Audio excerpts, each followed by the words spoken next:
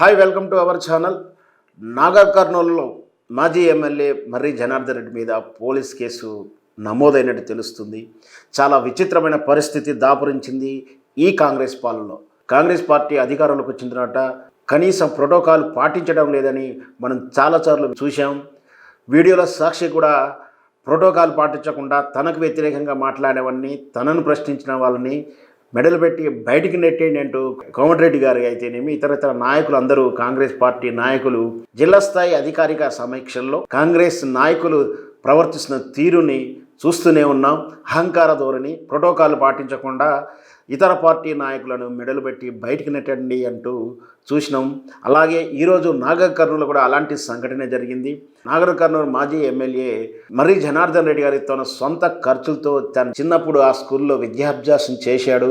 అలాంటి ప్రభుత్వ పాఠశాల పాత భవనానికి నూతనంగా ఉండాలని చెప్పేసి తన సొంత ఖర్చులతోటి 2.5 కోట్ల రూపాయలు పైచిలకు ఖర్చు చేసి నూతన భవనాన్ని ఏర్పాటు చేస్తే అనుకోకుండా ప్రభుత్వం మారడంతో ఇది ఇప్పుడు ఫినిష్ అయింది.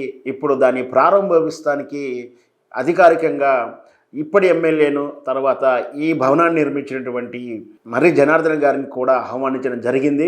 ప్రోటోకాల్ ప్రకారం అధికారికంగా అధికార పార్టీ ఎమ్మెల్యే శిలాఫలకాలు మాత్రమే ఉండాలి, మేము మాత్రం ప్రారంభించాలి. మర్రి జనార్దన్ గారిని ఎందుకు పిలిపించారంటూ కాంగ్రెస్ కార్యకర్తలు హడావిడి చేయడం, రసాభాస చేయడం, డీఈఓ మీద ప్రోటోకాల్ పాటించలేదంటూ కాంగ్రెస్ కార్యకర్తలు బెదిరించిన తీరు, ఎమ్మెల్యే కూడా డీఈఓను బెదిరిస్తున్న తీరు, డీజీఓ గారు భయపడుతూ వణుకుతూ చేతులు దండం పెడుతున్నటువంటి వీడియో కూడా మనం చూసాము. ఈ విధంగా ప్రోటోకాల్ పాటించలేదంటూ అధికారులను, ప్రభుత్వ సిబ్బందిని బెదిరిస్తున్న తీరు కాంగ్రెస్ పార్టీ అధికారానికి వచ్చినాక చాలా ఎక్కువైందంటూ కూడా ప్రజలు వ్యాఖ్యానిస్తున్నారు.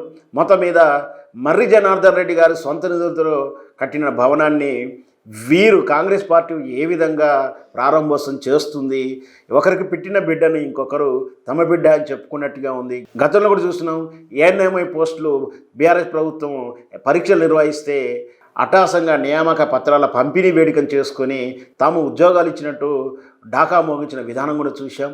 ఇటువైపు ఎవరో కట్టినటువంటి బిల్డింగ్లో వీరు ప్రారంభించాలనుకోవడం, దానికి ప్రోటోకాల్ పాటించలేదంటూ హడావిడి చేయడం, మొత్తం మీద మళ్ళీ అదే ఎవరైతే బిల్డింగ్ కట్టించారో, ఎవరైతే 2.5 కోట్లు ఖర్చు పెట్టించారో వాళ్ళ మీదనే తిరిగి కేసు నమోదు చేయాలంటూ కాంగ్రెస్ పార్టీ ప్రయత్నించడం నిజంగా విడ్డూరమని నాగర్ కర్నూలు ఓటర్లు చెప్తున్నారు.